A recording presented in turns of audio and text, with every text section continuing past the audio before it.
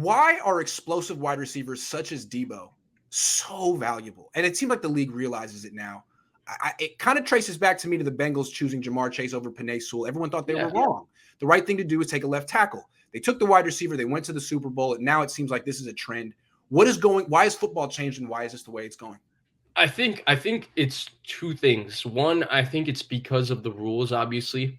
Receivers have so much free access. And then the second thing is that I think there's so much more space because offenses that line up in condensed sets like the 49ers with tighter splits and stay tighter, they create a lot of space through play action, and coordinators are able to create a lot of space for receivers. I personally think and I've heard Kyle Shanahan actually talk about it a little bit. He's been asked these questions that route running is a little bit overblown from an evaluation standpoint. I think it's still important, but you don't need a guy to be technically proficient like Jerry Jeudy was at running every single route while coming out of draft. He just has to have the ability to run routes. You can improve it. But what you can't teach is a guy who's special with the ball in his hands. And I think that's what makes Deebo Samuel so special, right? Because if you have a coordinator like Shanahan who can create space, well, you can create a little bit of space and throw Deebo Samuel a 3-yard slant, and bang, he gets 7 and hits his head on the goalpost and scores a touchdown, right? The Niners season was changed on a 3rd and 15 screen pass. The man took it 83 yards. I think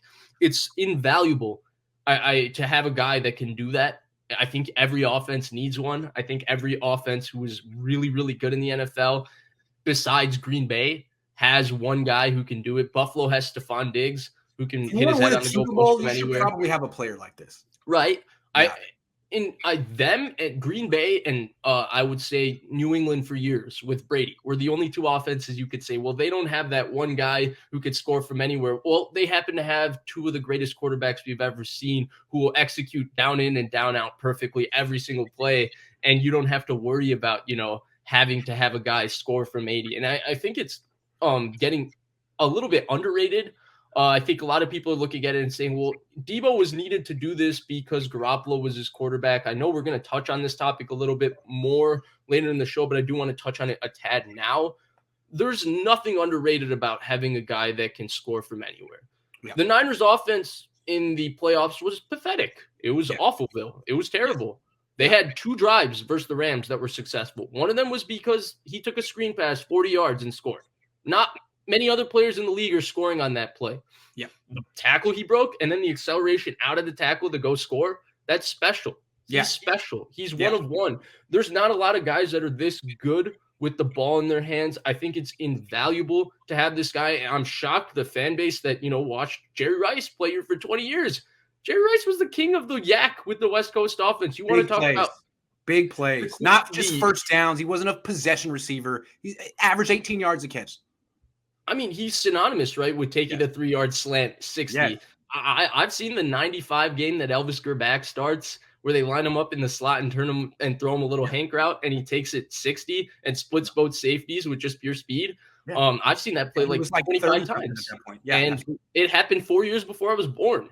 And so, I'm shocked by that. I think having a player like that is invaluable. He changed their offense last year when he went to play running back because they were finally able to get explosion out of their run game. He was what changed their offense, tossing the ball in the wide zone and getting it to him.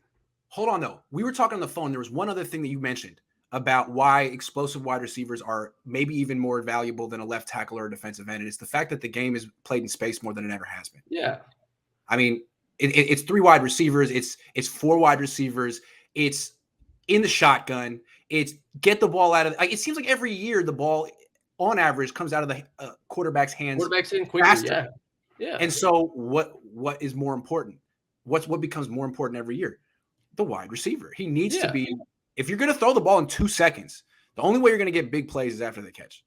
So these guys who are just phenomenal they're becoming. That's why the market is doing what it's doing. That's why it's happening. Right. Yeah. And it changes. I mean, look at the Cincinnati offense, right? I thought the Cincinnati offense struggled in the playoffs. I thought it struggled in the playoffs partially because they were a very much big play reliant offense throughout the season. I mean, it's hard to be efficient on offense when your offensive line can't block anybody. Yes. So it's really hard to be methodical and efficient. Why were they able to go to the Super Bowl? Well, they had number one, who every other game would give you a 70-plus yard touchdown, an 80-yard touchdown.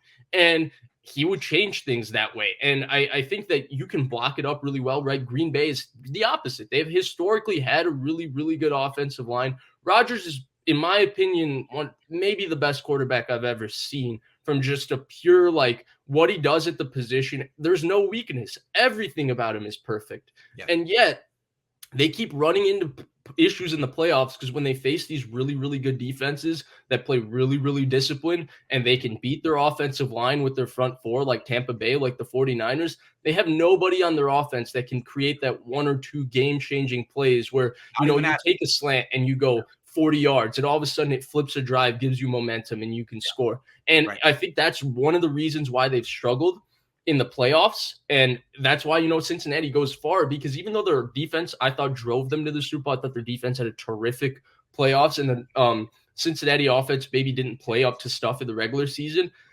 The things that people had to do to cover Jamar Chase opened up so much for their offense. And it's kind of the same way with the 49ers. Like, everything in this offense happens because people are so geared to stop Deebo Samuel. I mean, people talked about the game Brandon Ayuk could have had in the NFC Championship game. If you go back and watch, right, he had a really, really good game. Why do you think Brandon Ayuk was getting those looks to run routes into? That's true, because Deebo Samuel. Because they were there only to stop number 19.